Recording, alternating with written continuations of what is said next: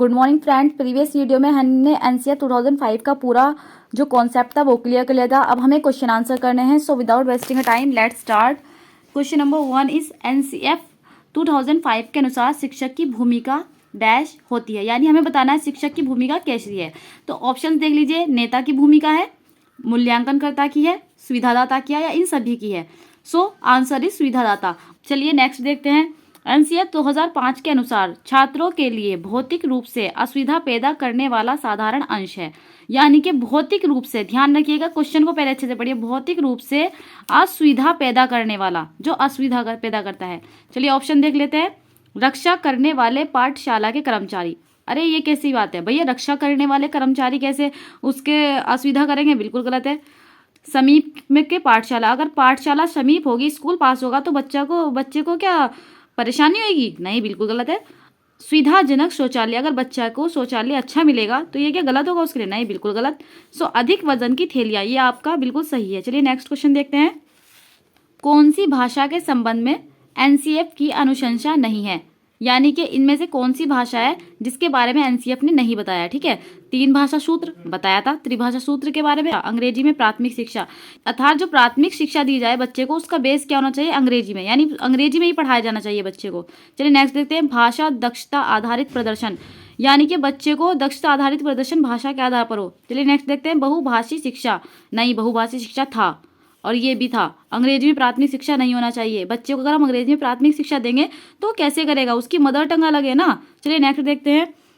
एक बच्चे को वस्तुओं को देखने में कुछ समस्या हो रही है, तो आप क्या करेंगे? आपसे ये क्वेश्चन पूछा गया है, ये सारे क्वेश्चन प्रीवियस ईयर हैं, पूछे गए हैं। एक बच्चे को वस्तुओं को देखने में कुछ समस्या हो रही है, तो एनसीईआरटी 2005 के अनुसार उसे डैश में प्रविष्ट कराना चाहिए, यानी प्रविष्ट यानी उसका प्रवेश कराना चाहिए, एडमिशन कराना चाहिए। किस स्कूल में?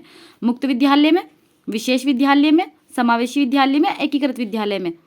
इसका आंसर होगा समावेशी विद्यालय। समावेशी विद्यालय वे होते हैं जिनमें सभी बच्चे एक साथ पढ़ते हैं, चाहे वो किसी भी प्रकार के डिसेबिलिटी वाला बच्चा हो, सामान्य बालक हो, सभी प्रकार के बच्चों को एक साथ शिक्षा देनी चाहिए। ऐसे नहीं कि हम उसे विशेष विद्यालय में एडमिशन करा देंगे, नहीं नहीं भाई। एकीकृत विद्यालय में जिसमें सिर्फ उसी टाइप के बच्चे पढ़ेंगे, बिल्कुल नहीं। हम उसे समावेशी विद्यालय में पढ़ाएंगे जिसमें सभी प्रकार के बच्चे एक साथ पढ़ेंगे, ताकि उसे हीन भावना की फीलिंग ना आए। चलिए नेक्स्ट देखते हैं। एनसीईआरटी 2005 के अनुसार अधिगम अपने चरित्र में डैश और डैश है। अधिगम के बारे में बताना है। सरल, सक्रिय और सरल है। देखते हैं। निष्क्रिय सरल, बिल्कुल गलत, निष्क्रिय नहीं होना चाहिए। निष्क्रिय सामाजिक, यहाँ पे निष्क्रिय आ रहा है, ये भी गलत है। सक्रिय और सामाजिक, ये सही लग रहा है, सक्रिय भी है और सामाजिक भी है, क्योंकि बच्चे को समाज से भी तो जोड़ना है ना। सो ये वाला सही होगा। चलिए नेक्स्ट देखते हैं।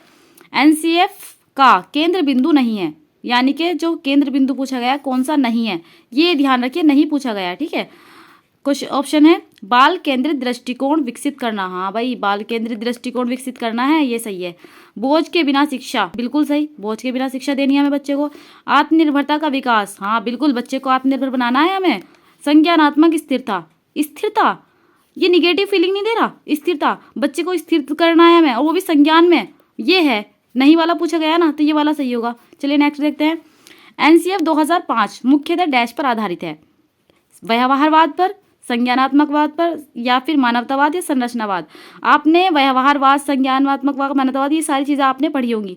इसका ऑप्शन है संरचनावाद पर आधारित है। बच्चे को स्ट्रक्चरल यानी कि कुछ नया क्रिएटिव बनाना है, बच्चे को हमें सृजनात्मक क्षमता विकसित करनी है। ठीक है, चलिए आशा करती हूँ ये क्वेश्चन आंसर आपको सीटेट में काफ़ी ज़्यादा हेल्प करेंगे।